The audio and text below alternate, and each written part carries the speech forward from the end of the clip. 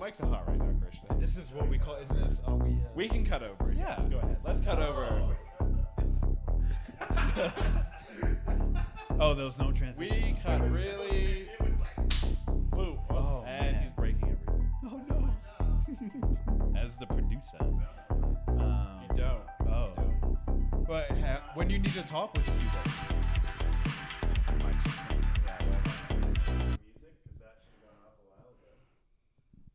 Oh, it's been a while. It's been a while since Been a we've done a minute. live podcast. Yeah. What was the last live podcast? Actually, Anyone you remember? guys did do a live podcast at the convention. I wasn't there, but that was live. You know, it was on a convention. Well, yeah, it was on. Oh, live, like in front of a live audience. You had a Yes, live yes, audience. yes. Yeah, like you guys were live. But I meant live on the internet. Yeah.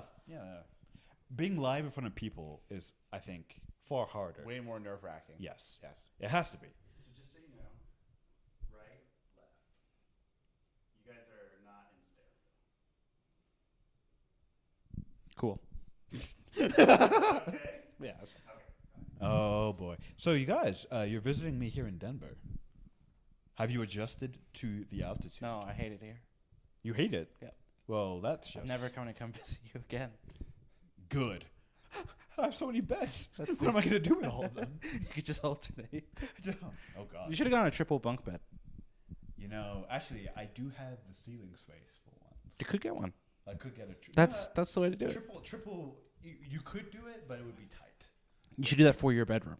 for my bedroom. Yeah, so when Ravi and I visit, we just bunk bed it. You know, it's really funny too. Like, I could use like the first one for like Lego, the second one for stuffed animals or other toys, and then the Toys. top one, nothing.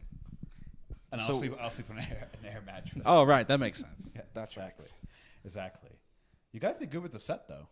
No, that was all Michael Learman. So Yeah, not me yeah. at all. Yeah.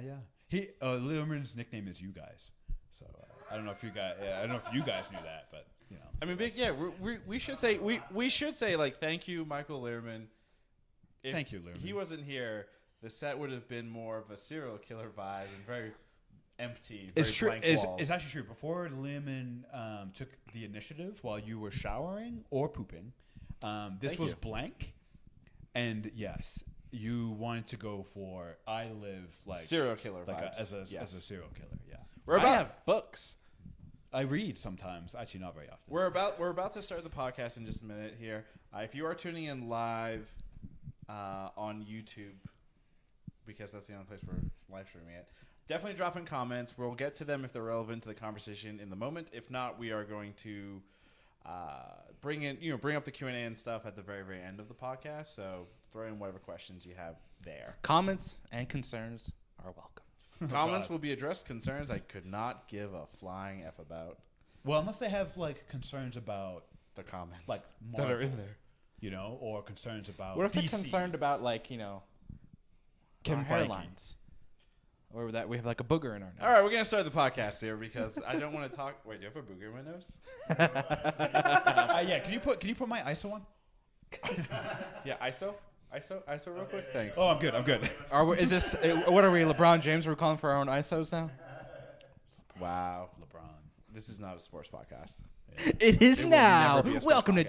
Tugboat Hero. Oh my god. Well, All right, here we go. Let's get into it because we're talking Black Panther, Wakanda Forever. Big spoilers are ahead. We're going to ruin the movie if you haven't seen it. We're going to ruin all of Phase 4 movies if you haven't seen it.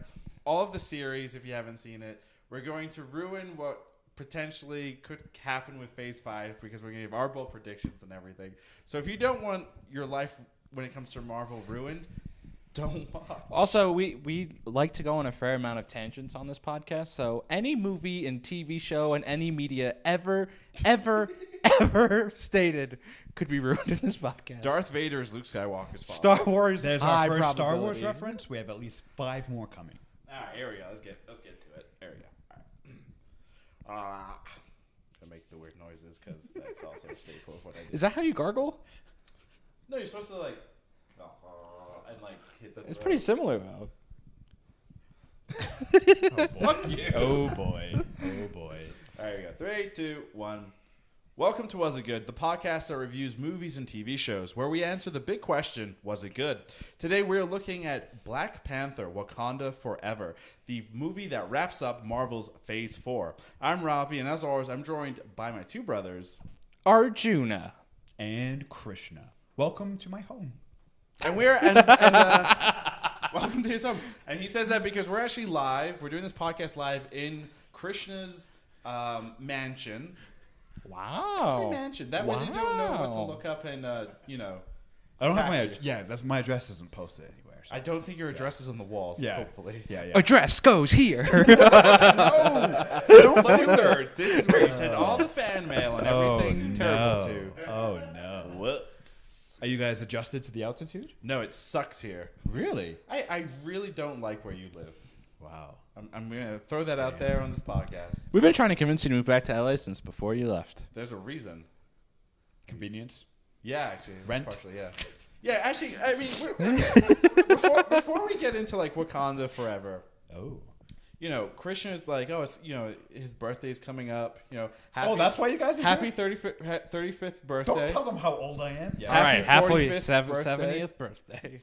Thank you. I appreciate it. And I appreciate you guys. And coming out. Arjuna was like, hey, was it Arjuna? Somebody said, like, hey, let's do a podcast. And then I said, oh, we should do it live because Yeah, that was a great idea. chaos. Yeah. And Black Panther Black Panther, like Wakanda Forever, felt like a really good movie to do live, do in person. Because, fun fact, our second podcast ever for Was It Good was Black Panther. 238 podcasts Holy ago. cow. What was it, 230? Yeah, 238. Yeah. That's a Math is hard. That's a lifetime ago. It really was. Well, the first Black Panther came out, I believe, in February of 2018. Yes. Oh wow. Damn. Okay. Who's president back then? Don't. Donald don't, Trump. Don't. He ruin, was just starting. Don't ruin our Ooh. stuff. Actually, no, he was halfway through. I'm really bad at math right now. Because it's 2018. He started in 2016-ish, whenever. He's turning 2016. Yeah, sure. Sure. He's turning 2016. Oh boy. He's turning 2016. But I think wow. it's fitting that we are doing, we're doing this movie in person live. I think it's a good Does one. that mean this is our second to last podcast? I don't know. And our last podcast should be Is Star Andor? Trek. Do you guys remember Don't our do first second. podcast? Yeah, Dude, that's why I actually just said remember it Star very Trek. well. I remember it better than Black Discovery. Panther. Discovery. My answer was a no. We all after said watching one episode. we all said no. Oh, wow. Yeah, and you know and what? yet you kept watching. That's fascinating. I stopped after season You know what's 2. interesting? Nice. You say you kept watching because it relates to this movie. Wow. Okay. I'll start with that take. Oh, boy. And I'm not saying that in a negative way. I'm saying that kind of in a positive / an observation. no, more like with this movie with Wakanda Forever, I was super nervous going into it Yes. for one simple reason. I don't like getting tearful and emotional in front of people, Yeah. especially in a public place like a theater. Yeah. And going into this movie, I knew that I was going to feel something. And first of all, I want to say, fuck you, Marvel, Oh wow. for making me feel anything. That is really mean and cruel, and I hate that. But I mean that sarcastically. I'm glad that I did. And going into this film, I was definitely kind of like nervous and on my seat because like, what gut punch are they going to throw at me to make me feel something? Turns out they were like, oh, let's just give him 2.5 hours of emotion. Well, yeah, I mean, we have to start with the whole Chadwick thing, Right. right? Chadwick Boseman unfortunately passed away, and we've known, since the first poster and trailer of this movie dropped that he was not going to be in this movie. That this movie was very much going to deal with his untimely passing and then the passing of the character, which they confirmed, pretty early on in the process of this movie. So. That was present throughout the whole movie, like you just said, Ravi, in terms of they didn't shy away from it. They didn't try and address it quickly and then move on.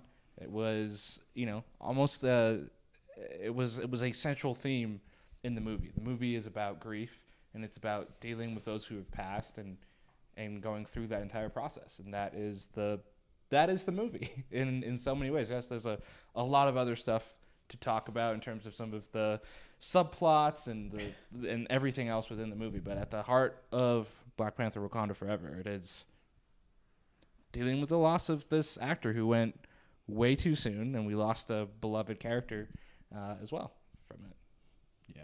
Yeah. You said it right after the movie, and I didn't even think about this going in, so I was nervous as well, but I didn't really think about why. And then I think you voiced it right after. You're like, this movie had a huge checklist of things it needed to hit and things to do. And if you look at the checklist, it was never going to be a perfect movie. No. And I think that's a great way to sum it up. It has to deal with almost rebooting the right. character. Yep. If you just look at the story, right? You have to say farewell to a character. You have to create an origin story for a new character. And say farewell, not just to a character, to a man, right? Yeah. To a man who meant so much to the movie, Right. to everything that it was about. It was impossible to do, and they somehow still did it. Yeah. So I mean, you hit the nail on the head before we even got to the opening credits, which pin drop. It was as still as I've ever seen a movie theater. Yeah, I was gonna say when those opening the Marvel, right, which was just Chadwick. This was the weirdest. We're in Colorado, Denver, seeing this movie, so it's not like where I usually see films in LA where Friday midday showings or whatever are packed. Usually, this was a fairly empty theater, but even so, even those somewhat half-packed theaters, whatever, you still have people jumping up and down, cheering, clapping, whatever. There was none of that. The entire theater was like, we're gonna kind of go through this emotional roller coaster. We're gonna be everyone in that theater was super respectful for what we were going through and seeing and everything. And I think that was. It's weird because when you think of a Marvel movie, you think of oh yeah, there's the guy, they did the thing, there's the Leonardo DiCaprio meme. You think that a lot, not like this movie.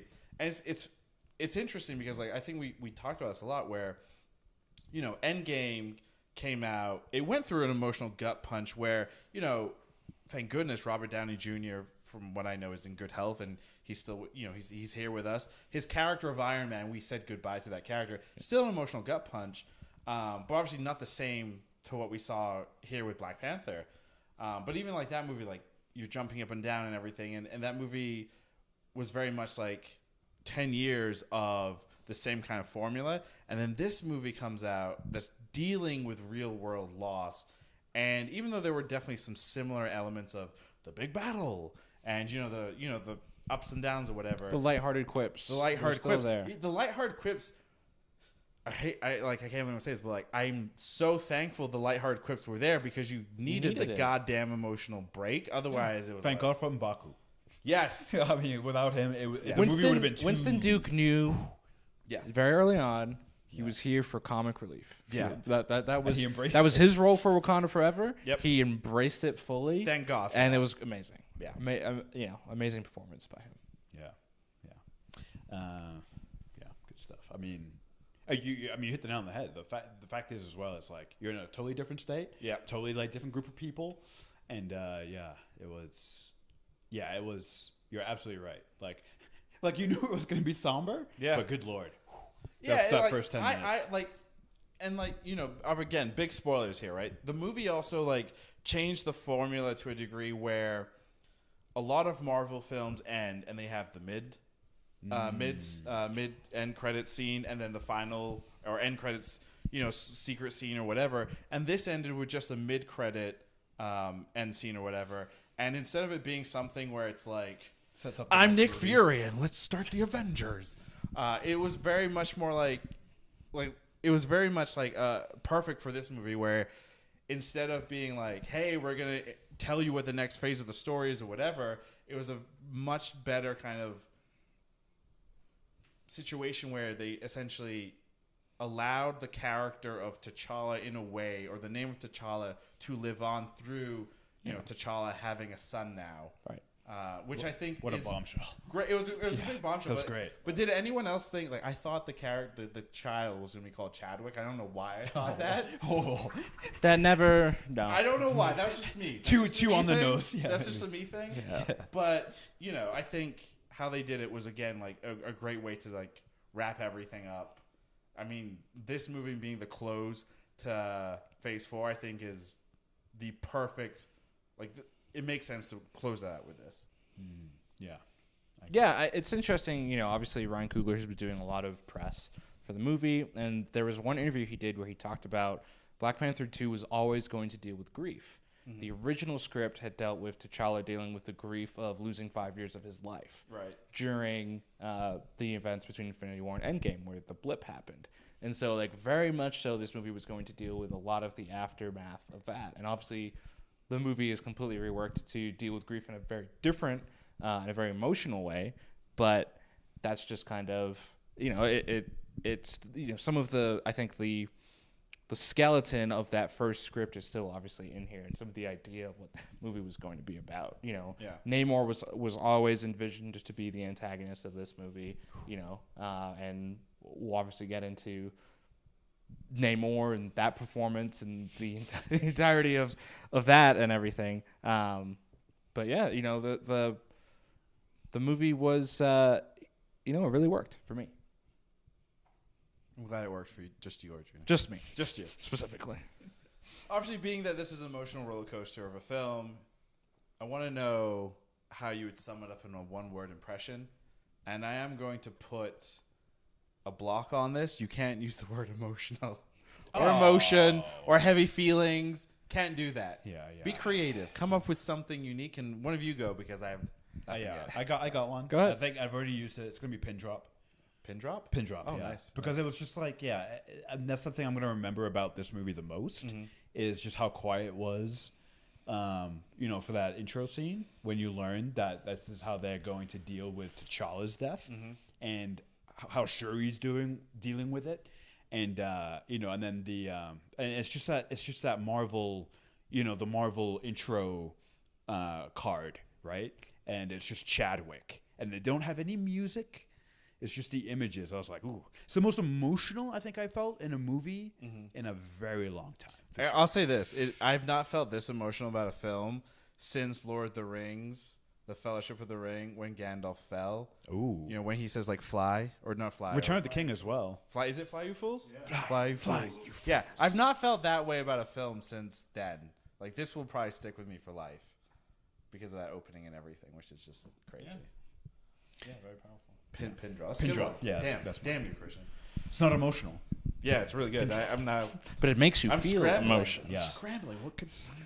Maybe it's scrambling. Scrambled eggs. No, those 2 words. Yeah. No, I'm asking. Can I have scrambled eggs? Yeah, I've got Oh, eggs. sure. Yeah. Yeah. Really? Yeah. I've not had any eggs since Since you've come here, yeah, I yeah. usually eat like 4. I don't Great know. source of We're protein. talking about my diet. Junior, you're one word impression. I'm going to go with Aftermath. So the reason I'm going to go with Aftermath is we've seen over 20, close to 25 MCU Marvel movies, and a lot of them are very plot-driven, you know, action sequence, you know, stuff happening. And obviously stuff happens in this movie, but this is the first MCU movie that really takes its time and deals with something that is hard to deal with. You know, as we've talked about with the grief of losing a person, that is just impossible to ignore, and it's impossible to move past that. So, I commend Disney and Marvel and Ryan Coogler and everybody for putting the time and effort into that, and really just having a whole movie of aftermath, essentially, of here is this big significant effect, and here is all of the aftermath to this singular event, because everything stems from that. And I think this is a movie that did a great job doing that and making you feel stuff and taking its time and not feeling the pressure of we've got to do 25 other things. You know, they did do some other things, but it wasn't like the usual Marvel checklist of, you know, we got to set up 36 Disney Plus series and 4 sequels and, you know, 10 other Avengers movies. Just to piggyback off that very last comment, I will say I am shocked we didn't get an after credit scene with Val's. What's the name of that team with like The Thunderbolts. The Thunderbolt.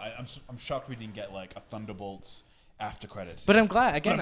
You're right. But it's a taste thing, Yes, right? In terms of that was the right place to end that movie. 100%. To throw anything else on there would have felt superfluous and would have felt off with this movie. It would have been the wrong tone for Yeah, sure. for sure. Yeah. So yeah, there you go.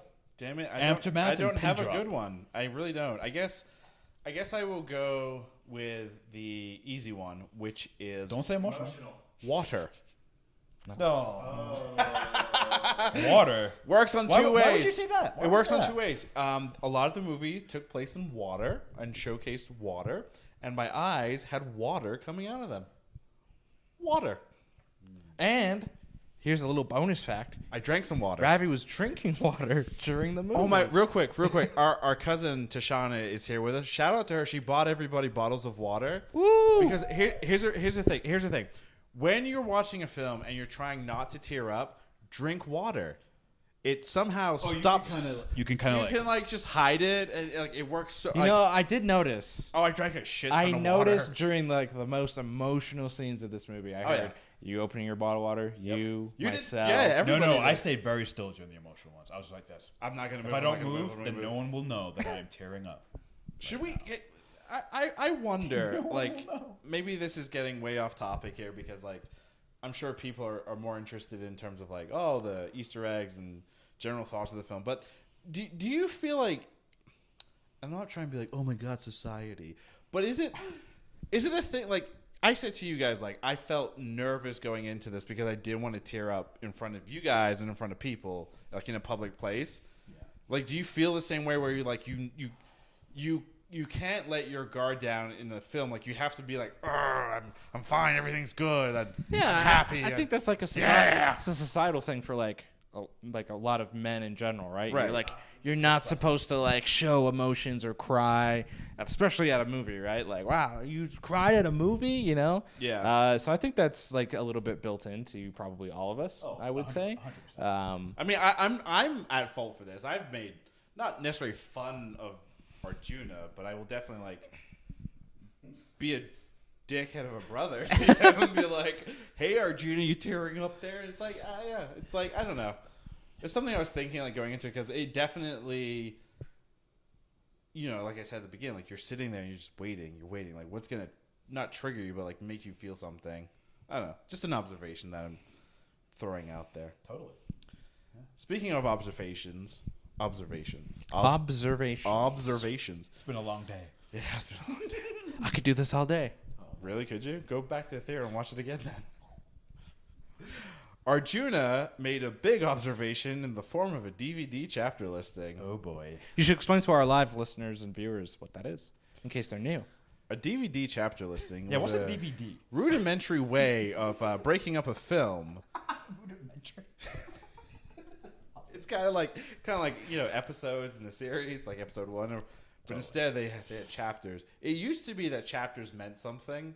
I don't think chapters mean anything anymore unless it's an art film by Martin Scorsese or one of the other art farts.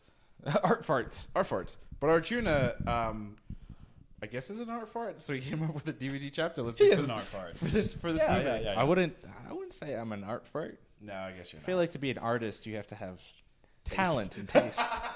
Wow. Jeez. Humble much? But as ours Krishna here is boy. going to read this, I don't know what would be. No, actually, you know what? You're going to M'Baku said it. Oh no. Where he said that Namor has the strength of a Hulk. So you're going to read this. What? You're going to read this as if you're the Hulk. This is a throwback to our She-Hulk episode pod, right? Kind of. Or maybe Miss Hulk Marvel, because we smash. also did a She-Hulk thing for that one too. We did as well, Because yeah. the Hulk's been referenced a lot in a lot of MCU stuff recently. Hulk is He's a larger than life character. he's like so. the only Avenger. Well, I mean, there's Thor. Hawkeye, Thor. but Thor's not on Earth all the time. He's kind of He's actually very vacationing. rarely on Earth. Right. Yeah. So like, Bruce obviously. Yeah. I guess he's the most famous living Avenger. Well, there's also Spider-Man, played by Paul Rudd. walking around. Oh yeah, that For now. Ant-Man. I have a lot of questions about Spider-Man being known to the public. Considering that the Earth's supposed to forget about Spider-Man. Oh yeah! Wow, you just blew my mind. He's supposed to be Tom Parker. No, the people forgot who Peter Parker was. That's right. So that's- Spider-Man still, yeah. Not Spider-Man. That's yeah. probably why people You know are like, what? it's gotta be Paul Rudd. They're gonna reference or figure that out. Anyway, Krisha's going to read Arjuna's DVD chapter listing for Black no. Panther: Wakanda Forever I apologize in advance, everyone. as the Hulk. Here we go. The sun is dead. You don't mess with Wakanda. We're off a boat. Science, bitch. MIT, a safety college. This is not Hulk. I'm sorry. General No More. Infiltrate the dealer. Find a supply. War. What is it good for? Absolutely nothing. Good God. Auntie who? We're on a boat. Everyone lives, except all the nameless people. The future king. I forgot what Hulk sounds like. Clearly. I was like, wait a minute. Also, and so Hulk doesn't form like complete sentences, so You it's kind of hard. You could have to, done a loophole and just done Smart Hulk, so you could have just sounded like yeah. Mark Ruffalo. Yeah. I'm not smart. I damn it. You're It's right. fine. I didn't realize that until halfway through. So Oh, I could have done Smart Hulk. No. That was the loophole. That's a good one. I mean, it worked. I mean, I'm going to give Krishna's voice acting skills here a 4 out of 10. It's a lot harder to do it live. And I'm going With to a live give audience. I'm going to give Arjuna's actual chapter listing. He threw science bitch in there, so Yeah. you get like a 7.63 out of 10. Is that your Oh. best one? no, That you is gave me your- like an 8 last time. Wow. I've never have I? You did. You gave What's me a pretty high wrong with score me? last time. That is something's happened then. So the Something's happened. Maybe I've been replaced by a Skrull or something. any favorites for chapter listing? Oh, Science bitch. I think my favorite is MIT Safety College because that's a huge insult to MIT. Well, I mean, they said it was Wakanda like common school Yeah. for them. Yeah, That's how they exactly. described it. But that makes sense though, because remember, Wakanda's technology is just so advanced in comparison to the real world. Speaking of like Wakanda, like the other thing I think I really enjoyed about this film is it was very much a geopolitical, like not thriller, but like geopolitical, like this is what's happening in the world. And I thought it was interesting that France was. Yeah. You think the French are a little bit, not thrilled with this movie? I don't know. I don't know. I feel like they're the butt of a lot of American-made movies, so maybe they're just used to it at this point. Maybe. Honestly, I wonder if Ryan Coogler and everyone took all of the UN countries, put them in a hat, and just pulled a name out. And it just happened to be France. That feels Happened to be France. That feels like like a Disney note, though. No, like they knew that was gonna But why would you do something to one of their markets? But France has their Disneyland Paris. Like, you don't want to piss that market off. But maybe they're just like, this won't be as negatively viewed here versus true. like a different country, Like different England countries, or Germany or America. Yeah, I'm sure. I bet there must have been a lot of thought process behind. They should have made it Canada. This is the country. They should have had Canada be the ones. No offense to Shauna. Real quick, is Canada mentioned ever in any Never. MCU film I don't so think. far? Is anybody random character? I'm sure Canada must have been referenced. It's over 20 plus movies. There must have been one. I'm sure it's a reference in Logan or X-Men. Well, MCU movies in particular. I mean, isn't it kind of retroactively MCU now? Well, we'll find out. I mean, with Deadpool 3, both Ryan Reynolds is Canadian. The character of obviously Logan Wolverine is Canadian, so maybe there'll be a Canadian reference in Deadpool 3. And Huge jacked man. I mean, why would huge jack man. Yeah, all these American superheroes being played by Canadians or British people. That's right. Everett Ross, played by Martin Freeman, he's British. Yeah, he ain't even American. Yeah, he has Bill, the weirdest. Bilbo Baggins. He has the weirdest American accent ever. Oh, I don't know if it's the weirdest. It's definitely a little like. I feel like Benedict Cumberbatch has the weirdest American accent. To be honest. It's Doctor Strange. Both of them have Sounds like House. kind of, yes. Hugh Laurie has a weird American Hugh Laurie, accent too. that's a great choice. He's actually in a new HBO show, Avenue 5, where he's a fake captain of a That's not spaceship. new. Well, it's been out for 2 years or 3 years. Yeah, It's kind of new. Yeah. Kind of new. It's new to me. There you go. There you go. Yeah. Who has the best American accent for non-American actors? Would you say? Tom Holland. Because he's British and he plays That's not bad. a kid from Queens. Yeah. Yeah, it's not terrible. And it's never I pulled guess me within the of MCU, probably Yeah. pretty good. Yeah. Rico, before we get into each character and kind of what they did and does it work, does it not work? I do want to admit something to both of you, and I don't want you to get mad, throw your mics down, and walk out of this mansion that we're in currently. The mansion. The CGI wasn't that bad. Why would we get mad?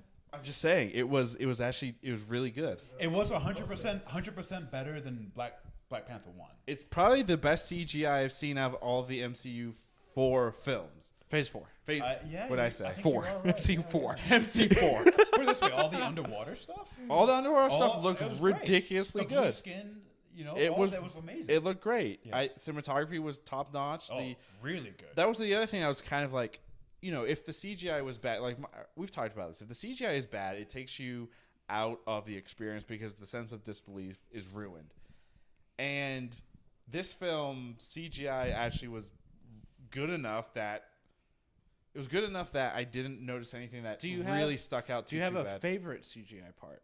Like, is a part where you're like, that actually looks incredible? Okay, I don't want to sound like a weirdo, but like the design of Shuri's Black Panther suit, I thought was top notch, and that is CGI. That's not a real suit. I thought that was top notch. The battle where you have how do you say their names? The Talokon? Namor's people. Yes. Namor's people attacking the Wakandans in the sea. That also, I would have thought that would have been really, really bad and or kind of ruined that sense of disbelief. But it worked out really, really well. Everything just kind of worked, which was nice. Nothing was Nothing was Black Panther 1 where he's in Tokyo and it looked so shiny. That was like video game esque. It was very, very That bad. didn't look that bad to me, but maybe I'm in the minority there. And I think it was actually somewhat practical effects. But when Shiri and how do you say it? The general Okoye. Okoye. When Shiri and Okoye are going to get Ironheart, Riri Williams thank you, at MIT. in MIT Safety College. in Boston, Cambridge, Massachusetts. where there's that action shot where they're all in their various vehicles. That looked really good too.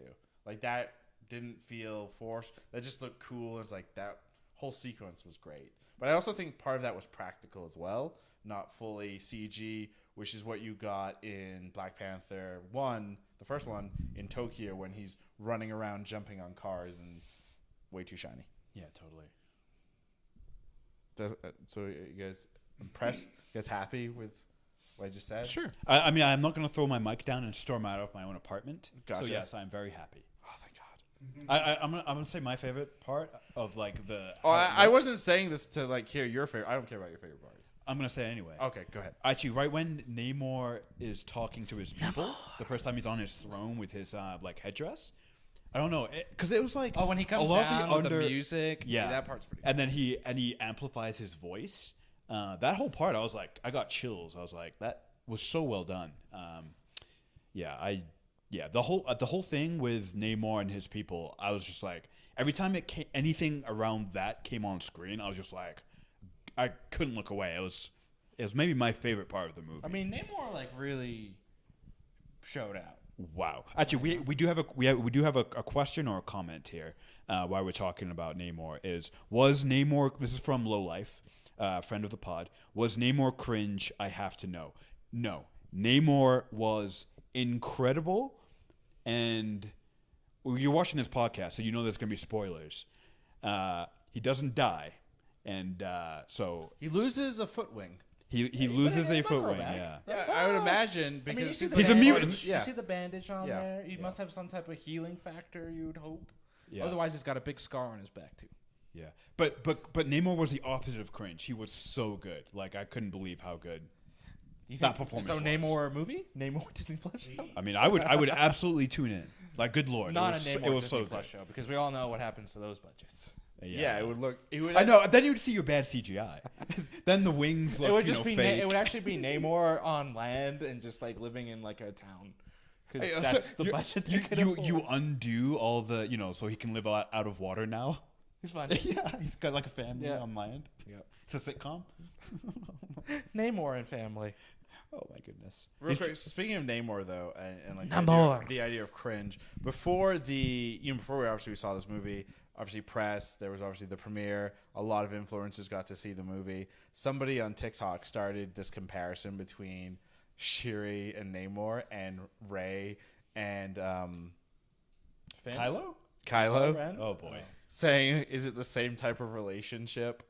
What are your thoughts? No. On I mean, something that doesn't matter. I mean, we've seen it done so many times, right? Like the two characters who are antagonistic to each other, and they have common ground. They have common ground. They respect each other. They see each other's good sides. They see some of the bad sides. They have mutual respect. You're like, oh, this could be a great friendship, right?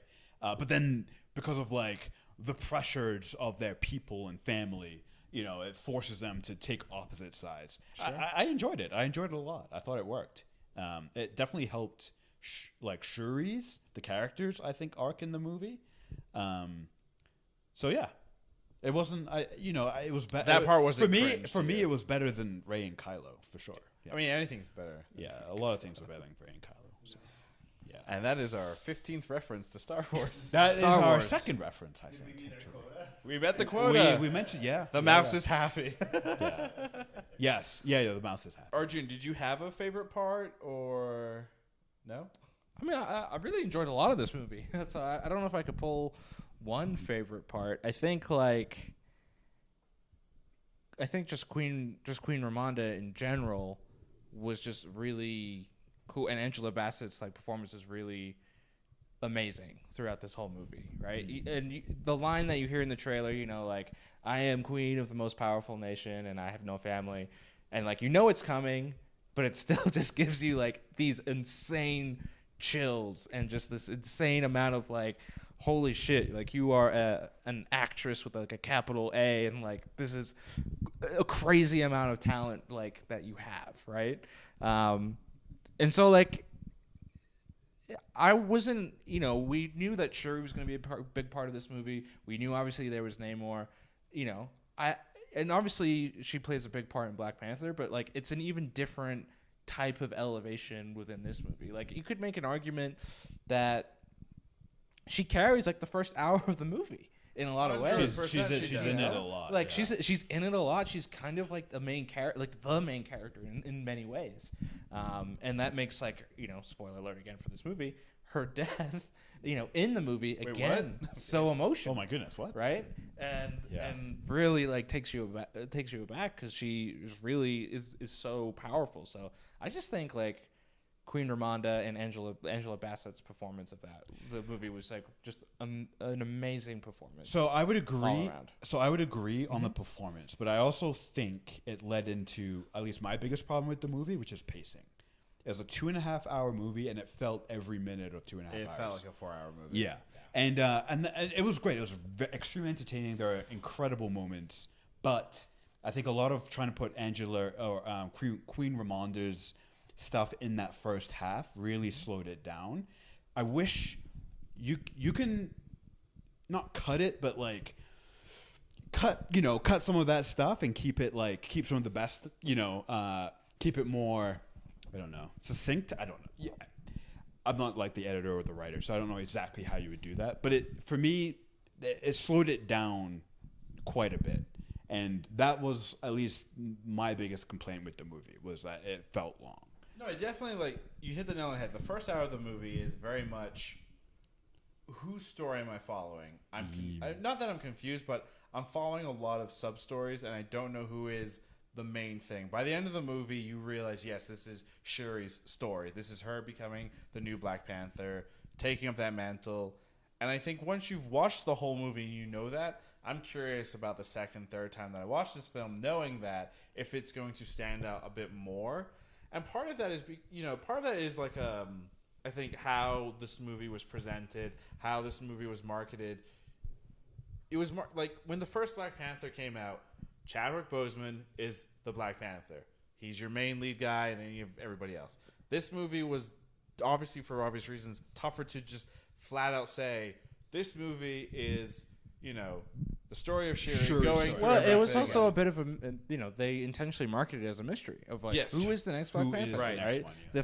The first teaser it dropped is you see like you just see the claw. Yeah. Right. And then the second trailer you see the shot. Well, that's in the first trailer with the butt and the claw. And then the second one you see the Black Panther actually like descending from the ship. Right. So they never like outright just said in the it, trailer who it exactly was. So there was a bit of like the mystery box element of like who is the next Black Panther. Did you guys enjoy that? Like trying to? No. It seemed pretty obvious I think very quickly. I think that was more of a marketing thing than a movie thing. Totally. Yeah. Like it didn't. Totally. That wasn't like a who is the next. Like that wasn't a central question within the movie.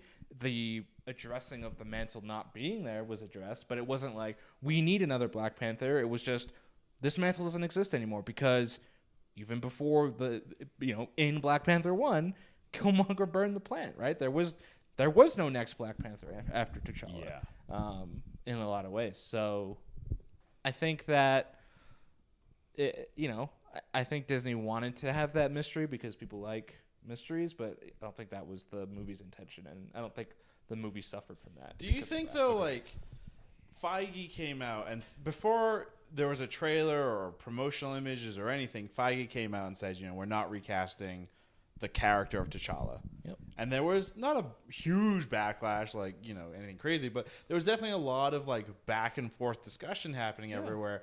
They seemed like half the people were like, this is a good choice. Half the people were like, no, this is a bad choice. And here's my reason why. And here's my reason why. Do you think, I would imagine that was a factor also in like leading into the mystery box as opposed to just flat out saying, no, guys, the Black Panther is now going to be Shuri in, Wakanda Forever. We hear you, but no. Like, I guess they did it more as a way to kind of appease everybody, if you will. I don't know if they did it to appease everyone, because you're right. It seems like they were in a slight pickle. Because there's good arguments to be made on both sides, recasting or retiring that character because you have to. So, I think Disney played it the only way they could. Right. You could not do it immediately. You couldn't do it immediately because you want to respect that a real person actually died, Right. and that's bigger than any character. In a tragic and unfortunate way. Right? Yeah, absolutely. So- Devastating way. So I think it was smart on their part. It was smart on their part not to be like, immediately name the next Black Panther. And like Arjuna said, like 75% of the movie is dealing with the loss of the last Black Panther. And then also, you're right, it wasn't like we needed Black Panther. It was like, here are the repercussions of not having a Black Panther. Mm-hmm. International pressure, the appearance of Namor and his people, and what that means. And then, Wakanda itself being like, well, what do we do? Yeah. We ourselves don't feel as united or as strong Without our protector. Our protector, right? Yeah, Right. and I thought that was great. You're right. That was what the movie was from the very beginning. Yeah. And the through line. They didn't try to sidestep that in any way, right? They took that head on. Leaned all the way in. Yep. I was saying this to Christian before we started. Disney, is a massive media conglomerate. They're making so much content everywhere. Unfortunately, these tragedies are going to happen where, actors and actresses, unfortunately, things happen, right? And it's interesting, another big one that happened a couple of years ago with Episode 9 and with Carrie Fisher and how that all played out. And, a lot of people kind of argue, and I still agree with them, that, it wasn't handled the best way. Right. This does finally feel like this was the best way to handle it, tie it into a story, and don't shy away. Shy away from it. Lean into it and accept what it is. Like, it is a tragedy, and it will affect the real world, but then it also affects this made up world that we've created made it stronger. Yeah, definitely stronger. I mean, you're trying to tell human stories, right? So you're gonna have it's good and bad and sad and happy. And I'm really lean into all of the emotions. I'm very happy that Marvel did not go the way of Star Wars or Lucasfilm, or Fast and Furious. Fast and Furious was like, let's use old footage to recreate whatever. Like, I was definitely, when Shuri enters the astral plane, the ancestral plane, mm-hmm. I was nervous that when she was walking around the throne, that the person sitting on the throne was going to be some weird CGI old footage of Chadwick Boseman. Thankfully, big spoiler, it was Michael B. Jordan. Creed. Oh, man. We're sitting there. Big Killmonger. jackass. I was like, Killmonger. I love, which was a I nice love that surprise. choice. It was a that really choice. good, Yeah. and also that was a big turning point. Like, that moment where she sees Killmonger, I was like, Shuri is fucking cool. What? Yeah, I mean, Like, I was like, I'm Team Shuri at that point because, like, she's going through so much shit. She wants revenge, right? And Yes. she talks about Yeah. that from the very beginning of the movie. Yep. She wants to see the world burn. She has anger that her brother is dead. And then that anger gets amplified by 10 when her mother is taken from her as well. And that this person that she was trying to work with and she was trying to negotiate with attacked and did all of this. So, yeah, it makes complete narrative sense. And, I think even right after the first Black Panther came out, people were like, will Killmonger show up in 2? Is he alive? I was gonna is he ask going to that. be something, right? Right. And I was glad- I was always worried of like, is this going to make sense or is this just going to be fan service, right? Is this going to be Palpatine? It was behind it all the whole time because Dumbest thing ever. because reasons, or like is there going to be a really strong connection here? And Right. this was the strongest way you could do it. If Shuri was going for revenge, this is the character that represents revenge and rage in every way within the Black Panther universe. I love what they've done with Killmonger because obviously you see him in Black Panther. I loved him in What If? Vision. What If? Yep. Thank you. In What If, I was like, oh, this is another nuance. He's you understand why he does what he does. You don't agree with how he does what he does, and that makes him like very compelling. And again, bringing him in here, and I loved it. It was like you're more putting it right there in front of Shuri. You're more Killmonger than you are T'Challa. Right. I was like, Yeah. ooh, Yep.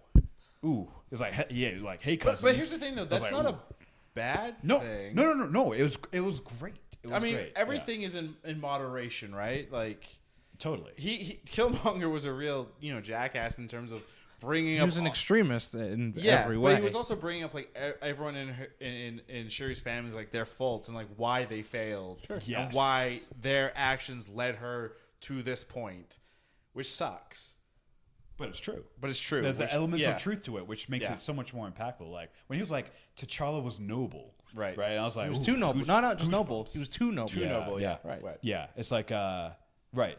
I love it. I love it when story can pull in like what's supposed to be your greatest strength and then flip it, and that becomes a flaw, at least from a perspective. For sure. And I'm like, ooh, it's good. So here's a big question: Shuri or Batman?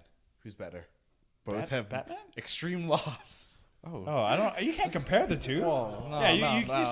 you can't compare the two. No. Like you have to say Batman because Batman has like 70 years of material, No, I get that, but I guess what I mean by that is and also they're just different. they could have done the cookie cutter superhero goes through something bad, and they I could see have what done you're the saying. standard thing of like the make you feel good, but like they decided like we're gonna try and push Shuri like over the edge a little bit. We're gonna did. try and They make did. her dark. We're gonna make her go to Baku and say, "I'm gonna kill Namor," That and happened. you're gonna fucking. But she doesn't- exactly, but which she is doesn't great. do it. But she doesn't go through do with it. it. She doesn't. But I kinda up wish she until did. the point of her not doing it, kidding. I didn't know. I did not like. This was like one of the first like superhero movies where I legitimately was like, "Wait, is this gonna end kind of like yes. Scarlet Witch where she goes bad?" Yeah, I thought. she's I gonna thought. be I was bad. nervous I thought when too, yeah. Namor was extinguished by the fire, Yeah. I didn't think he was still alive. I thought Right. like, oh, he's dead. Yeah. And I was like, oh, they They killed did it. Namor. Yeah, yeah. Yeah. You're absolutely right. Like going toward the end, I was like, first of all, the cinematography for that last fight with Namor and Shuri was like beautiful. I was like, this is really, and also juxtaposing like the fight in the sand with the fight on the ship, like Sure. with the water and stuff. Yeah. I was like, oh, I love that. But like it was getting like really dark, and like that last third, I was like, my Warhammer impression is gonna be dark because I was like, they're really pushing Shuri like in that direction, like where I think Scarlet Witch is a great comparison, right? Yeah. Scarlet Witch is very divisive, very controversial because you have fans of Scarlet Witch and you have people who are like, no, she's irredeemable. And it, say what you will, that's a compelling conversation for a character, right? When you don't know, Right. when it's so divided, I'm like, Right. honestly, I feel like you've accomplished something when you've done that. We're at what? We're at like almost 40 years of superhero movies at this point. Starting way back in the 80s with the Batman films, 90s, and weird one-off totally. films here and there, and then the early 2000s where everyone was making a movie that was all disconnected, and then we're into the 2010s and the MCU and DC and all that stuff. And it's very refreshing to kind of see, they're taking risks. They're taking these characters that are supposed to be, somewhat idols, if you will, and making them human. They're bringing them down to like humanity's Our kind of level. shitty level, which makes them, to your point, like they're more compelling that way. They're more interesting. They're more interesting, yeah. You can relate to them more. And I want to tie this into what film director just said this? Somebody came out recently and was like, Quentin Tarantino came out. He's joined the list of directors that are like, Oh, he said I've never. comic book movies are not film, they're not whatever. And I would argue, fuck you. Go watch this movie, you dumbass. Like, there's just multiple layers. If you remove all of the superhero elements and it's just a simple, let's say, Western or, I don't know, a weird story that happens in A revenge story. A revenge story. That's what it is. And, like, that's good, interesting cinema. A geopolitical thriller. Exactly. Like, yeah. Trade Federation. The Trade Federation. Where are they? That's all George Lucas wanted to make. I love it. George Lucas is the father of comic Oh, book movies. no. No, he's the What? What? Oh, wow. he is the father of the comic book movie. No, he's not. He's definitely not even close. Yeah, no. But yeah, I was nervous in that last third when I was like, they're gonna push Shuri all the way, and it's interesting because the movie ends and Wakanda is not in a great place, like politically speaking. Sure. Yeah. And so it's like even though Shuri the character didn't go over the edge, Wakanda the nation is in a very interesting place, and then obviously we get that last scene with Namor, where he's clearly got bad intentions, it seems like. And, I'm just so curious to see how that's going to play out in future phases. I can't even try and figure out how that plugs in with what we know or think is coming. Well, here's a question. Let's hear it. Val was featured in this movie. We know she will be leading a group called the Thunderbolts in 2024. The Thunder Farts. Are the Thunderbolts going to be going up against Wakanda? Is that, do we know, is the Thunderbolts a show? It's a movie. It's going to be a movie. Oh, it's going to be a movie. Yeah.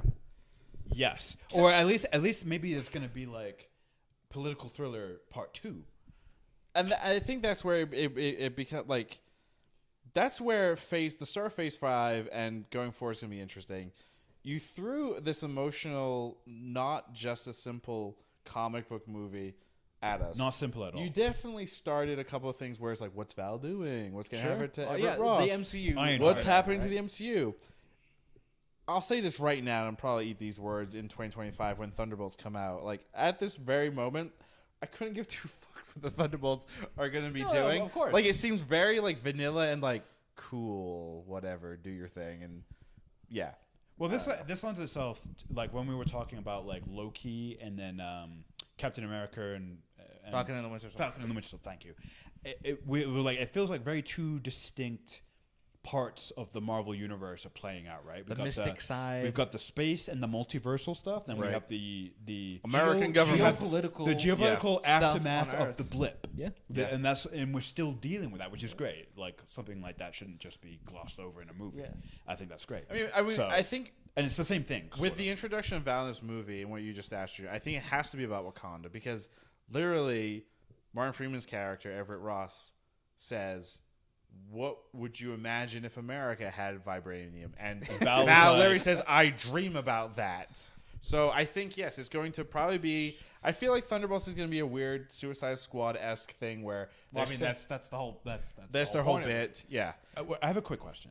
How adamantium? How does that metal is work in man-made Marvel? as opposed to vibranium, which is asteroid-made. So here's my question. So we got another mutant reference, and Val wants a vibranium-like metal in the U.S., and we know X-Men are coming, I think, and so adamantium, right?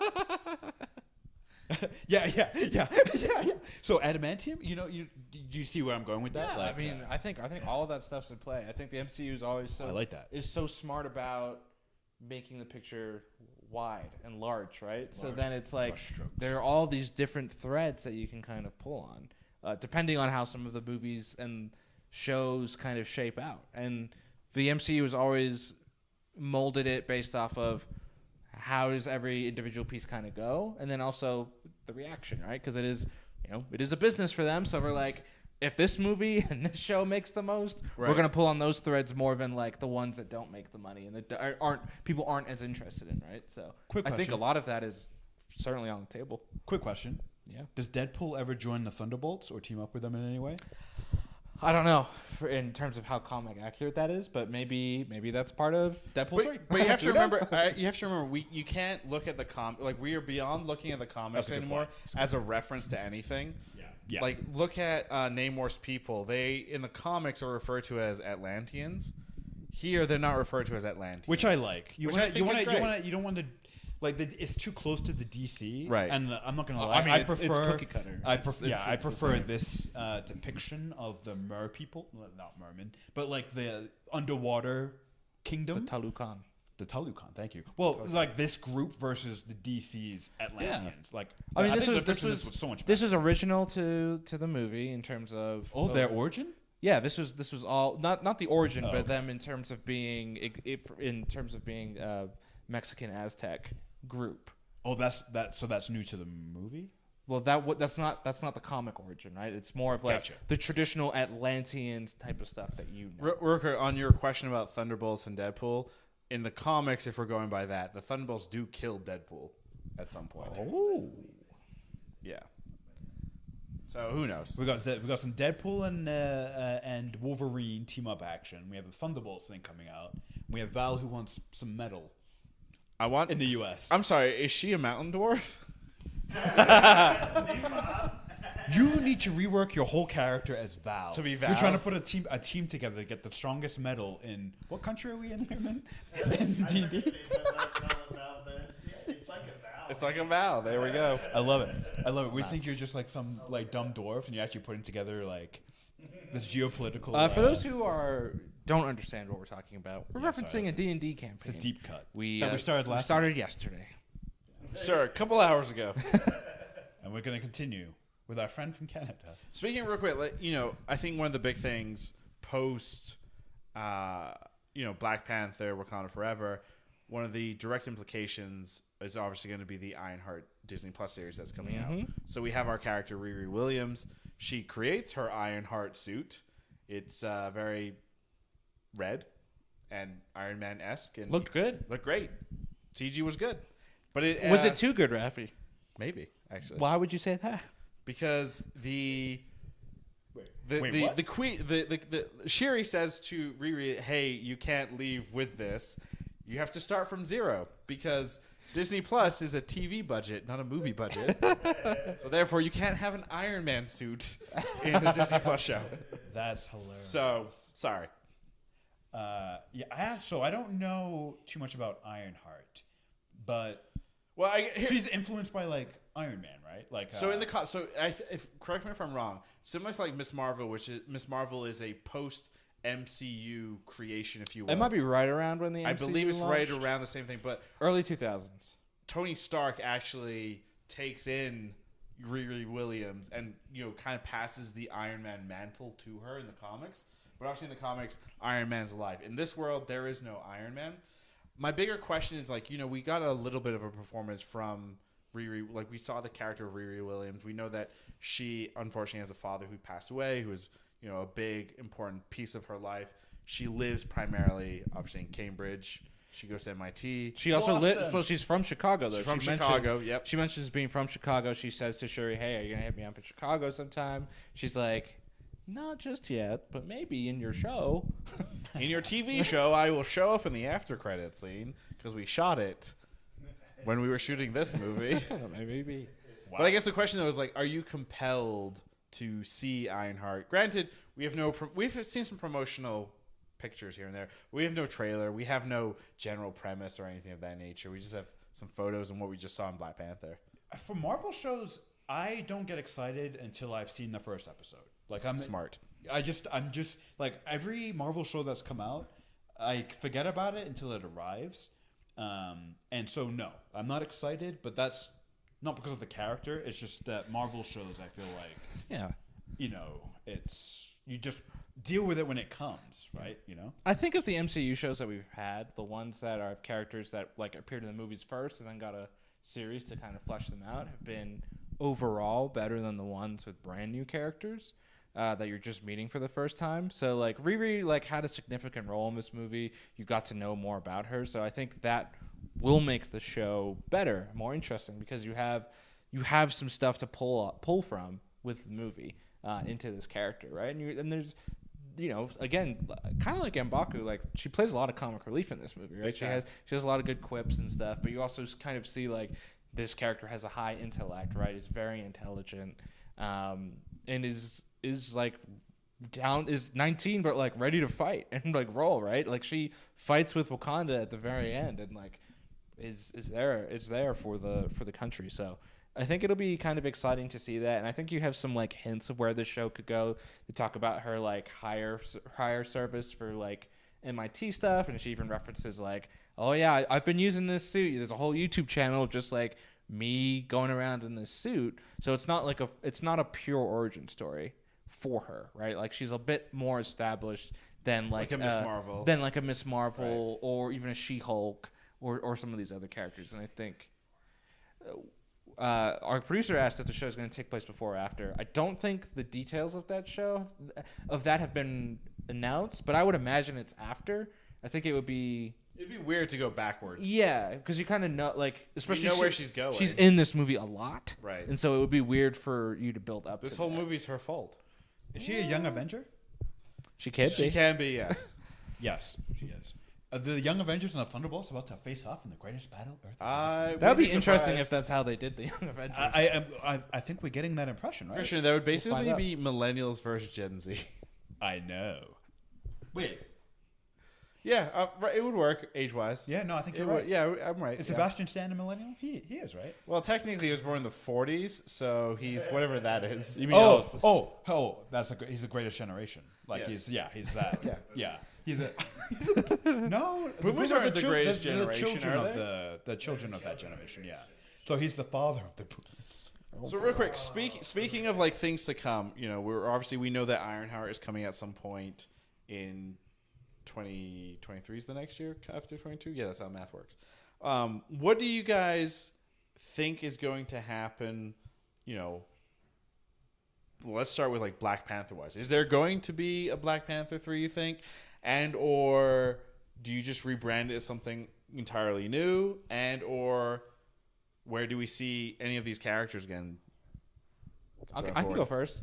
This one might be a little safe, but you know, one thing we didn't talk about with Okoye and the new character Nika is they get suits at the end of the thing, and they become the Midnight Angels.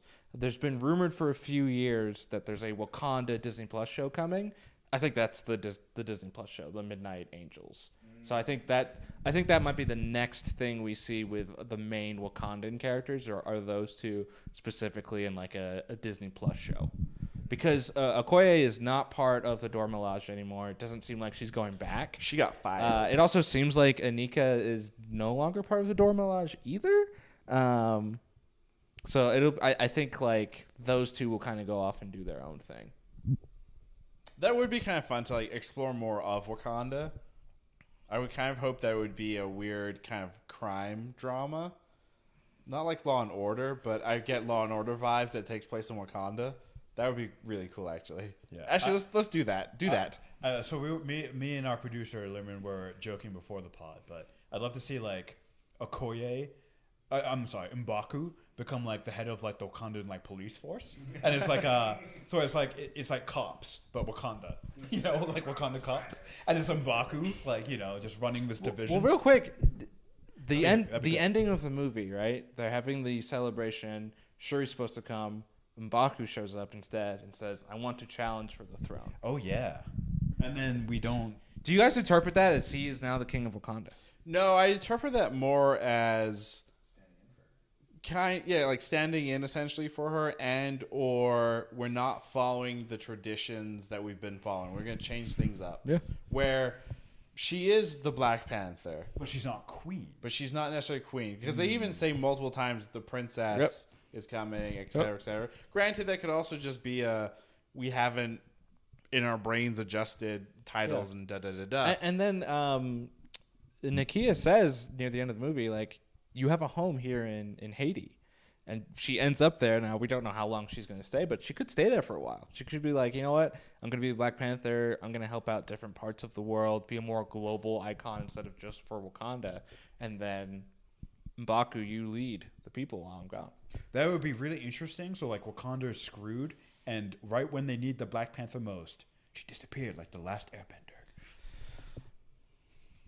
Not your strongest. Avatar, Way of Water. Book of Water. James Cameron. I think either way, you know, the the family that's been kind of, you know, helping out and running Wakanda is definitely broken, right? There's only one person. There's a secret child, right, that the queen knew about that, you know, never told. So if you probably didn't catch this when you saw it, but when the queen visits the school, the kid is there.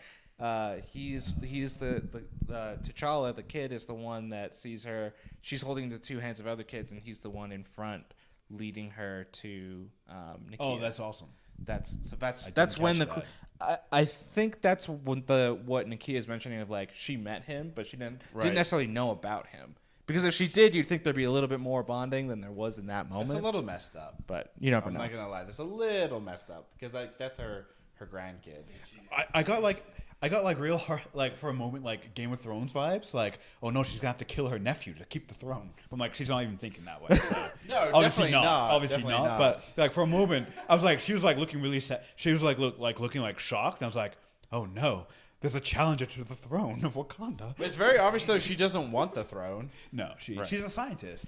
I'm glad they didn't change her character to, because in the first movie, again, we talked about this, like she was very much comic relief. She was very much like smart and science and Sassy. and didn't agree with a lot of the traditions and the ancestral stuff, and she didn't even believe in that stuff, right? Yeah. So I'm glad they didn't be like, I'm gonna She's embrace science, this whole yeah. thing. Yeah. They made it kind of work with like, I took on the mantle for revenge, but I'm not here to lead. Yeah, I'm not gonna lead you up.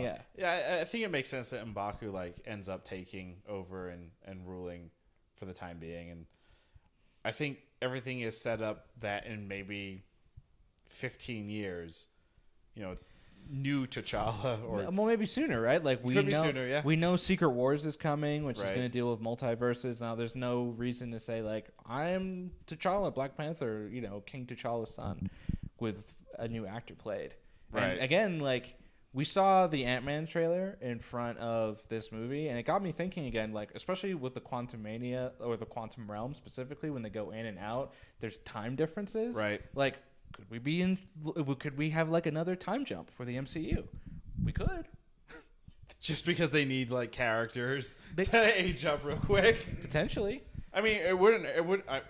How would you feel if? Paul Rudd as Ant-Man comes out and it's like 2040.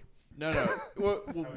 well, what if Phase 5 is in a certain time period, and then all of Phase 6 is another time period? And what I mean by that is Phase 5 is 20 years into the future when Paul Rudd or Ant-Man jumps out. Sure. And we are now 20 years in the future and we're dealing with all of that. And then Phase 6 will be, this is what happened in those 20 years. And then we wrap it all up or whatever. That'd be a little strange. Confusing as hell. Yeah. It'd be a little That would make me feel be a sick. little Doctor Strange. That's not. What is that? That's Twilight Zone? That's Twilight Zone. Zone. Yeah, I don't know why You know, calling Twilight Zone. could work. Christian, kinda. what's your bold prediction for the future? He already had it. I think I think Head of the police force? No. I think Val, Wolverine, Adamantium. That's how the U.S. That's how she positions the U.S. to become a power that can rival Wakanda. I think them leaving Wakanda isolated and friendless is gonna have major implications, and it's gonna give Val more power. It's like Wakanda's not our ally, and that's gonna give her government backing. The fact that we have Wolverine appearing in the next Deadpool movie, the fact that we have Thunderbolts, the fact that we have Young Avengers all coalescing. There's been no official Young Avengers, has there? No, but like We it's, know. it's very know. obvious it's Yeah, coming it's- with all the young Yeah. Avenger characters. It's an unofficial official announcement that it Gotcha. is. But coming. there is one thing we are forgetting, which is actually coming way sooner than all of these, which has a character within Wakanda Forever who will prominently feature. And that is Secret Invasion Oh, can't with wait. Everett Ross. Everett Ross is in that show. He's one of the lead stars, and where we leave him in this movie is he's on the run from his government, and so his ex-wife. and his And ex-wife, his ex-wife. who wants to jump on his Peloton.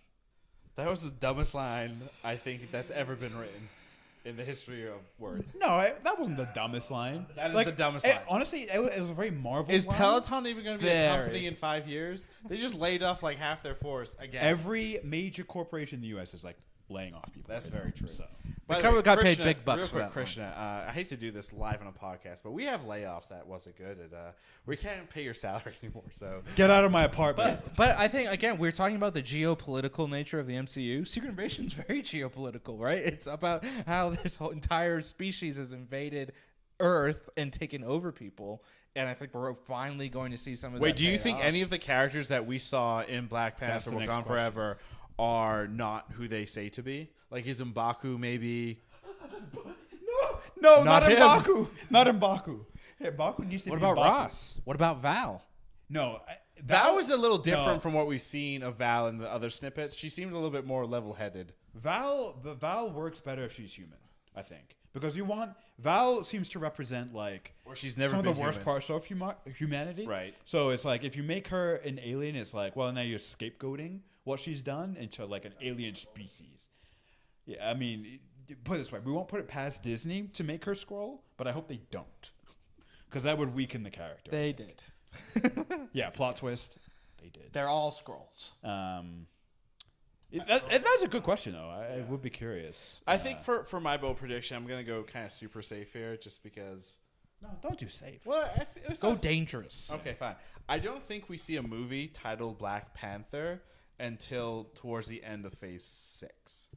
So that pushes us probably in like 2025, end of 2025, 2026. I mean, era. that would make sense. Yeah, no? compared to like how, because the first one came out in 2018, and now we're 4 years later. So yeah, I don't think we see it for a good amount of time. I don't think you see any of these sequels like anytime soon. Yeah. Right? Because the slate, the production is pretty quick. The only movies that get quick sequels, the Spider-Man movies, because Sony was able to call the shots of when those movies dropped. Right.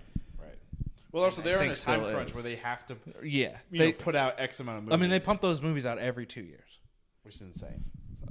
Well, just real quick, speaking of like Spider-Man, what was the trailer that we saw that had the Eminem song? Because I felt betrayed. Shazam.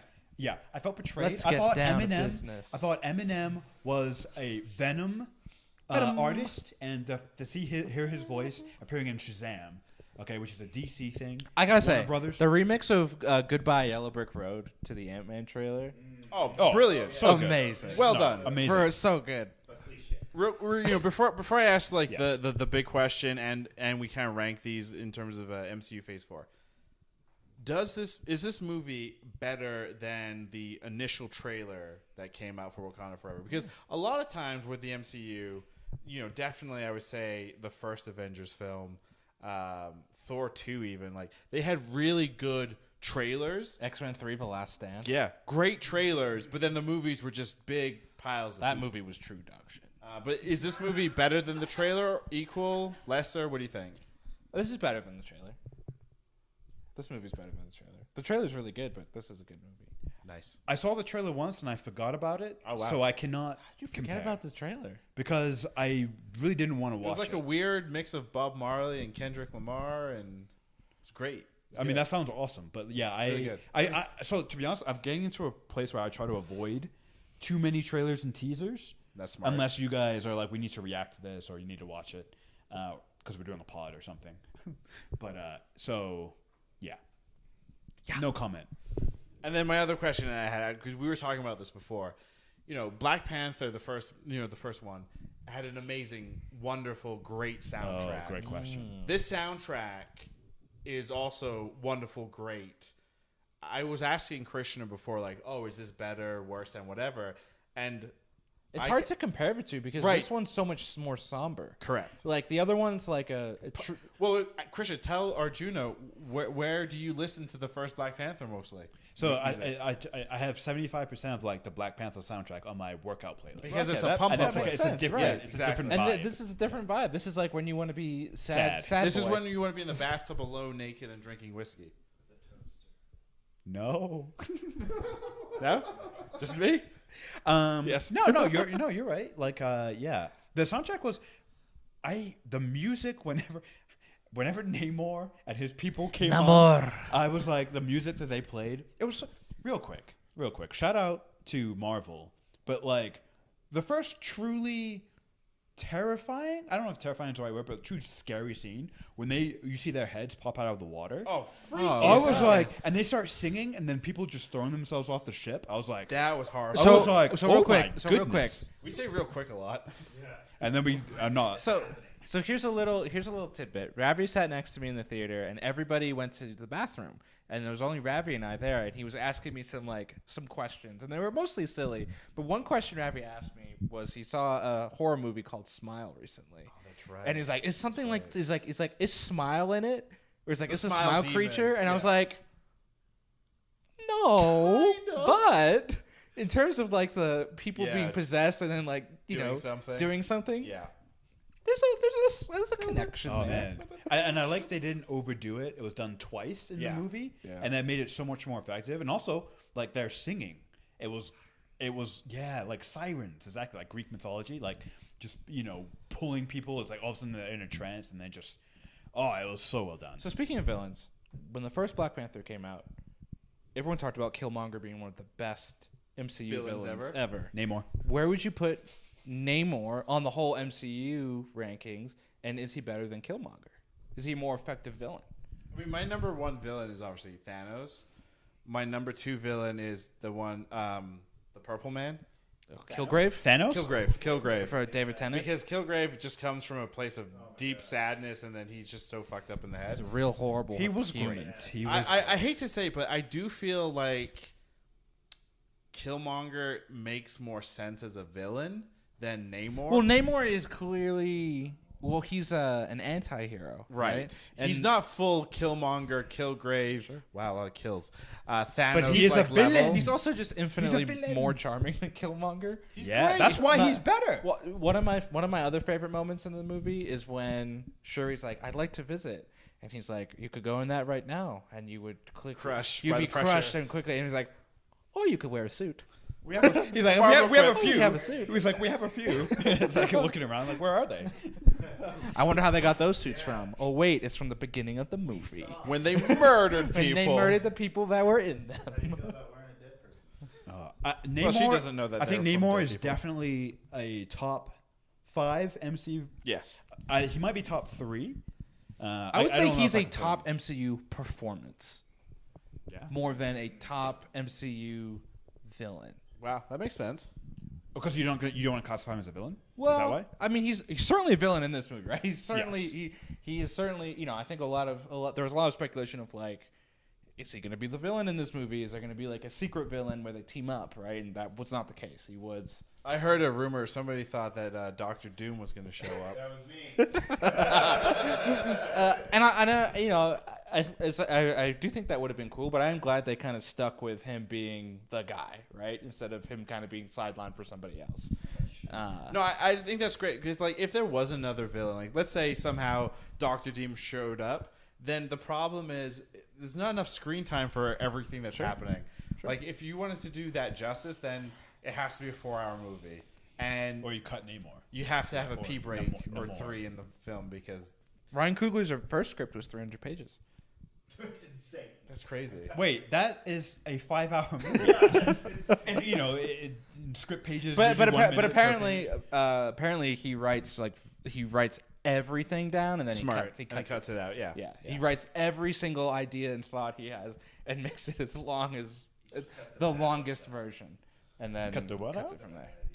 Who wants to go first with the question? Who hasn't done it first? In a I haven't while? done it first in a while. You did it last pod. Oh, okay. I haven't done it first. All right, then you go first. Ever. But don't tell us who you're gonna pick. Tashana. Okay, here we go. Ravi. Yes, Krishna. Was Black Panther Wakanda Forever good? If the pacing of the film had stayed what it was at the first half of the film, I would be saying no. The fact that it changed, the fact that they kind of flipped my expectations with showing Killmonger and going down the vengeance path, definitely changed my views on the film. And yes, it was a good film. Will I see this again? 100% I'll see this film again too. Like, it is. Everyone has said this is the best MCU Phase 4 film. They are 1,000% correct. But will you see it in 4D? Fuck no, I don't want to get wet. There is a lot of water. There's a shit ton of water. Oh my god. Oh my god. Would the underwater scenes just be a consistent stream of water on you? Yeah, exactly. We're out of water. Get some more in there. that's Pause the movie. hilarious. Wait. It's like the crucial. The water. 4D experience would have to be on a water ride. Just a water slide that What just is it? rotates. The Waterworld ride at Universal Studios, or the Yes. experience Yeah, where they something have, like that, yeah. you have to do it there. Arjuna, was Wakanda Forever good? It was good, emotional, and yeah, very emotional. Just a very emotional journey. Not a perfect movie, as we've discussed some of the flaws here for sure, but I think it was the one. I think with all of the circumstances around this movie, all of the challenges that it had with losing Chadwick Boseman, with Production just issues. doing the movie in itself, right? This was the best version of the movie they made, I think, or as close to it. As good as it Yeah. could have been. With Also all the adding, challenges. also adding in the Disney factors too of like you got to drop in Yeah. this hint and this, all that stuff. This is I'd the be best so version. curious, like the initial script that Ryan Coogler pitched, where he didn't have all of the setups that were needed. Sure. Right? Like, I would imagine there was no Ironheart. I would imagine the Val stuff isn't really in there. I would imagine... I don't know. If it was 300 pages, it might have been the entire rest of the phase 6. Phase I 5. feel like if it was just... If they said, Ryan, do what makes sense, and he wrote those 300 pages, I think it's just primarily Wakanda-centric, and the rest of the world doesn't even necessarily happen the way that we saw it. Letitia Wright had an interview where she talked about she had heard that Coogler had called Chadwick Boseman before he died with the first draft of the script before he turned it into Disney, right? Before we got the studio notes. And he's like, no, I'm going to wait.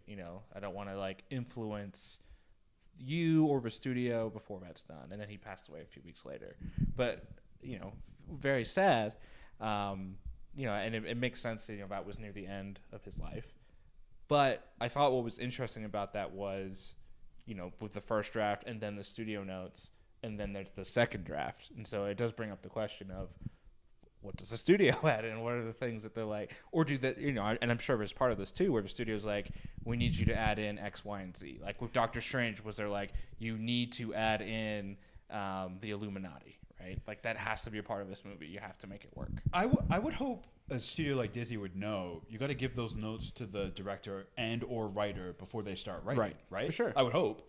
But I think there's also... It's like you write a script. No, okay, now put these things in. There's also other changes happening in the background that the Kevin studio... Feige? Well, there are other things happening. There's other like shifting of productions, and changes in schedules, etc. Things that are being Release dates, released, yeah. like you have to change stuff because Sometimes like history changes. Doctor Strange, I think this is the best way to kind of like to explain it.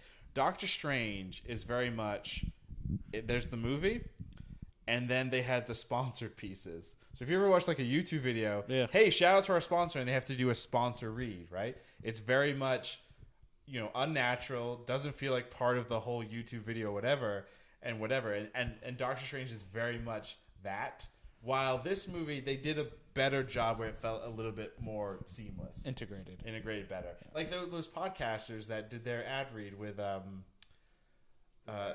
there was the recent one. These podcasts that they do a table podcast outside on the street, and they did like an ad read, and it was very like very flawless. seamless. Yeah, it was about the chairs that they were sitting on. Yes, and they're just like, oh yeah, these chairs by blah blah. Blah. It didn't feel like a weird ad read, which was cool. Anyway, side note. Krishna, was Black Panther Wakanda Forever good? Yes, it was. I think Namor and his people. I thought that was really good. That might be like the best depiction of like an antagonistic force we've seen in Marvel. I think like we've always heard the Chitauri didn't do it for you in Avengers. No. We've always heard or said that Marvel has like a villain problem. And, it's like they got a couple lines here. They're the big bad. The motivations are surface level. At least with Namor. Also, shout out to the kid who played young Namor. He was truly dead-eyed. Like he was phenomenal. That kid, like coming onto the beach and like leading his people to bury his mother. I was like, they cast that perfectly. I was like, that kid's terrifying. Here's a question that you said that's interesting.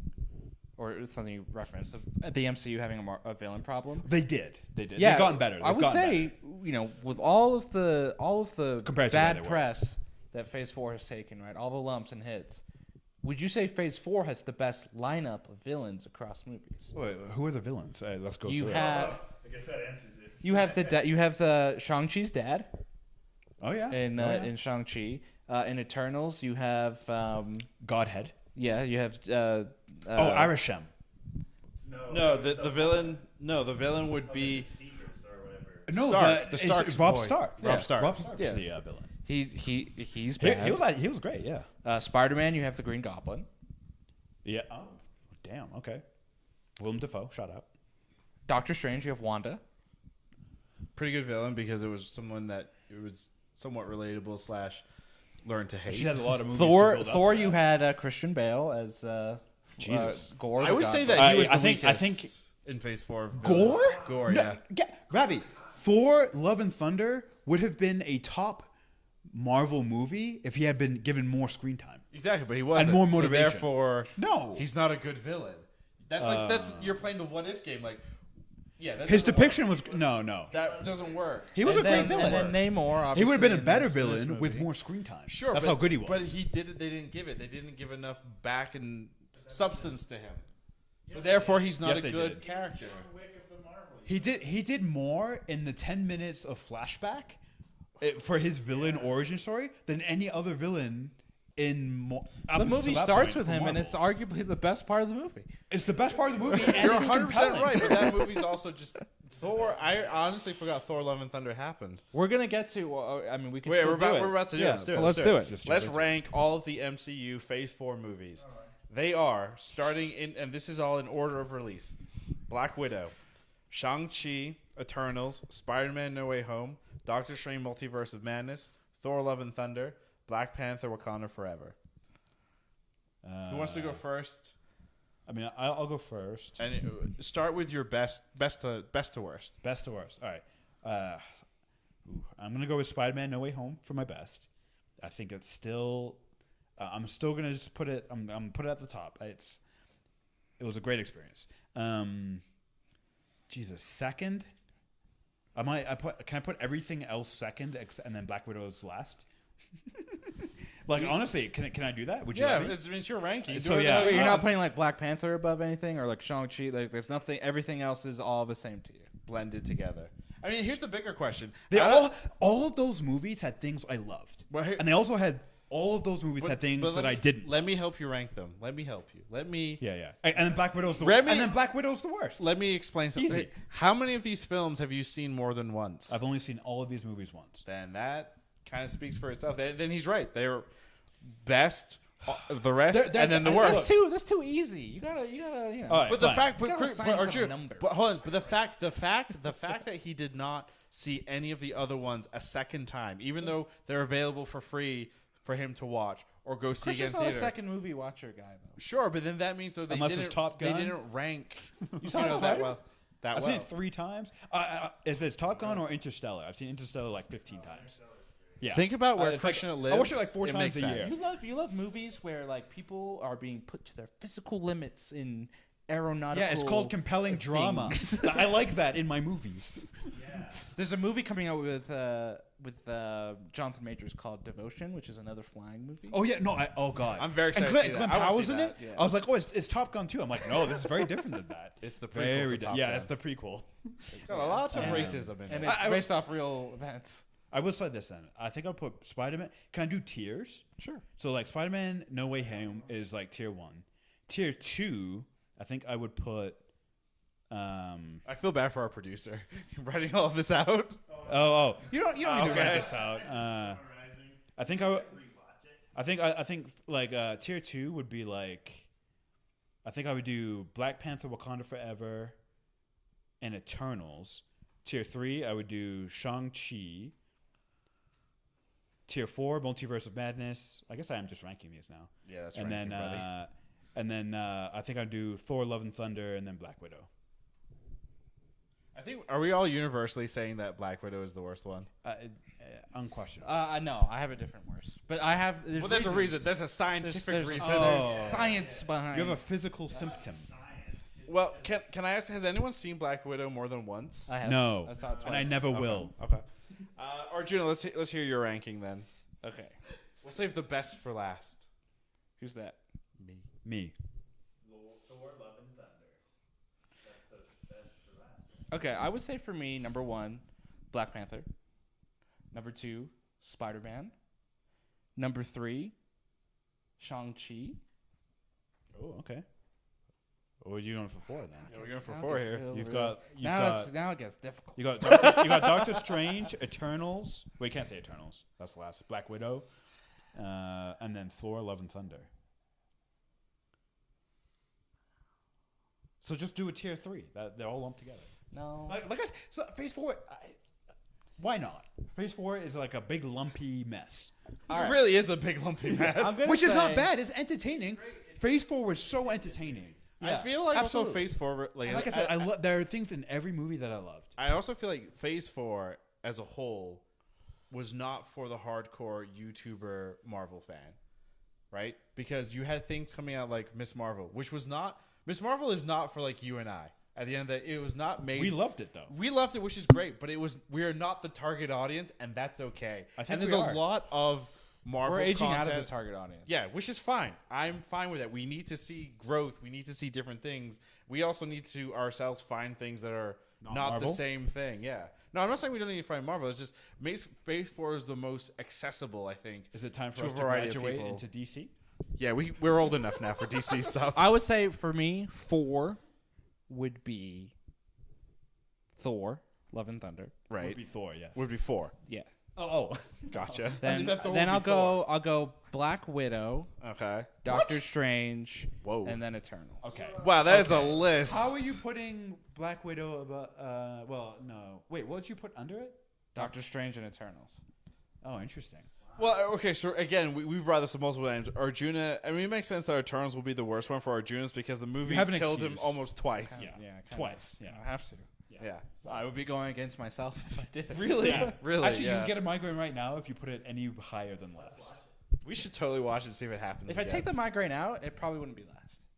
That's fair. But it I think costs I you put it- physical harm. It did. Yeah. That did. No, that's fair. And I'm glad you have the I'd probably put it in the awareness middle. to say I'd that. honestly probably put it in the middle.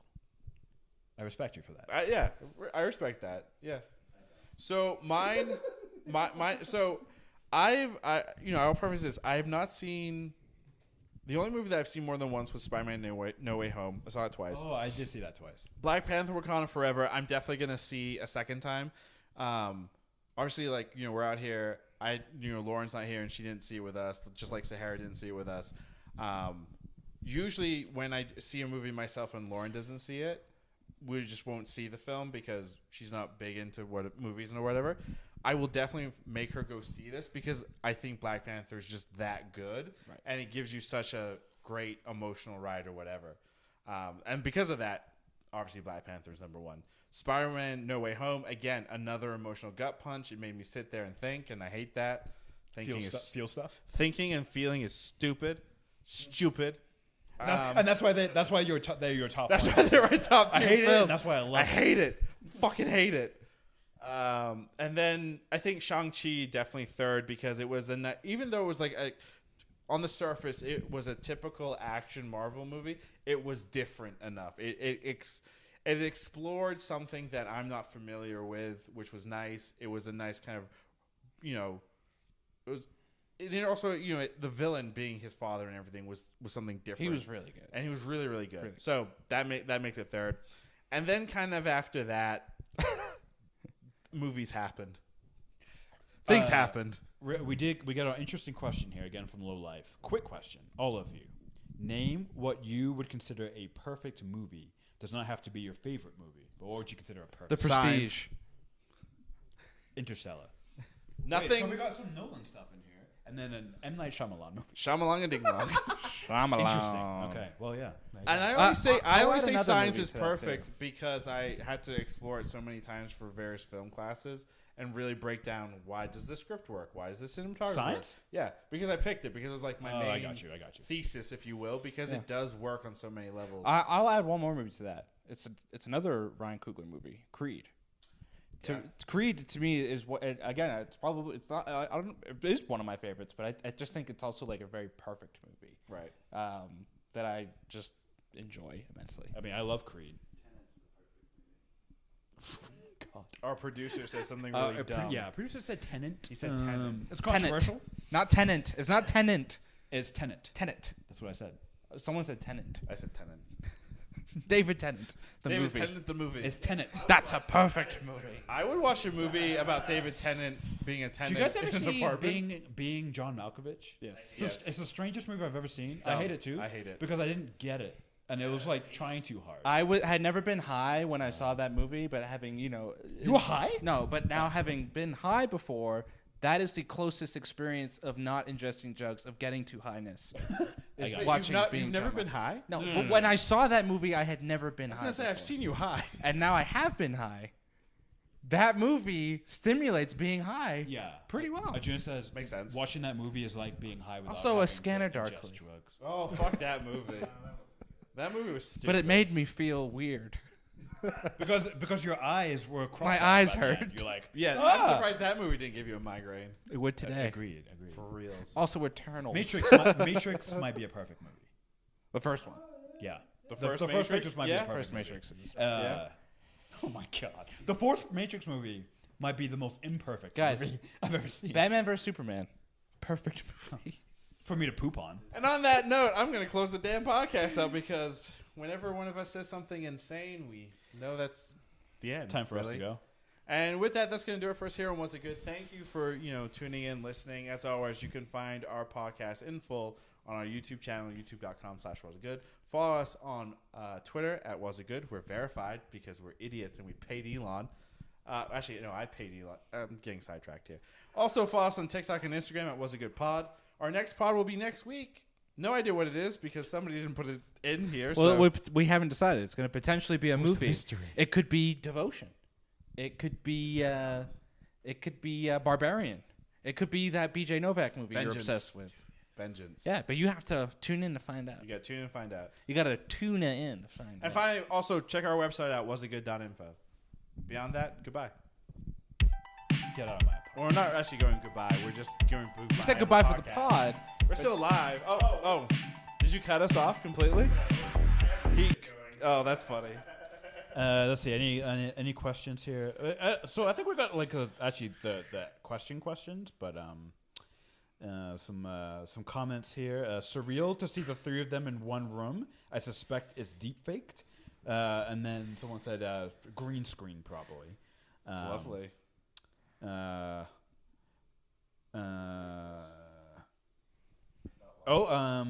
Somebody had Urban India Chicken Tikka Masala. Krishna, are you jealous? Yes, I am. Who the hell had urban chicken tikka masala? Who do you have to guess? Oh, wow. Someone. It's called Ravi and Lauren Vlog. All right. Is that a YouTube channel? I think it's a YouTube channel. You should go check it out if you like travel vlogs and time lapses. Wait, am I and really? 360 Am I really cameras. pumping my other channel on this channel? They commented. So they're pumping the. Wait, I'm confused now. Let's hear your British accents. Hello. Cut the fucking This is feed. my British accent. Where's that from? Real quick though, Arjuna and I want to give you your birthday gift, Krishna. Yeah. You ready, Arjuna? I'm not covering my nipples. Damn it! I was gonna give you. Yeah, I know you guys too well. You're gonna leave me alone. Yeah, perfect. Yeah, we're gonna cut Thanks, it out. guys. It's been great. Like I said, follow us on all the social medias. Real quick. Oh, Yeah, because I was wondering this too. take a shot every time somebody here says "real quick." Yeah, real quick. This will only be a 30-minute tangent. Why do we ever find out or figure out why specifically the people who live underwater are blue above water, but then deep sea they're like skin colored? That's part of the comics. That's actually part of Can the I can Atlanteans and I blow your minds real quick? Yeah. I don't. So there are a couple of videos that show the idea of light hitting water, and then as you get deeper and pressure, and water is not obviously clear all the way down. God, so light it's more diffused. diffuse and everything. So the deeper you go, color does change. For the most part, like you could take something that's super red, and if you go super, super down to the depths of the ocean, it'll turn out white or some other color. Yeah. So I believe that's why their color went from blue on the surface to normal color and or then, whatever. And then Namor, I think specifically is because he's a mutant, so he has Right. wings on his feet. Color when he goes underwater? Sure. He doesn't change color. Hey, He's real the same quick, color the whole real time. quick, Lehrman. Because he's a mutant. Lehrman, He's real like quick. different than the rest of them. This is a made-up story. I want to know the science. Yeah, that was a good question. And Mom says hi from Ravi and Lauren vlog. She's watching. Batman. Oh, Dane Riel says, "Please blow our minds, Ravi." I just did with the whole science of how water works. Oh, I think he wasn't.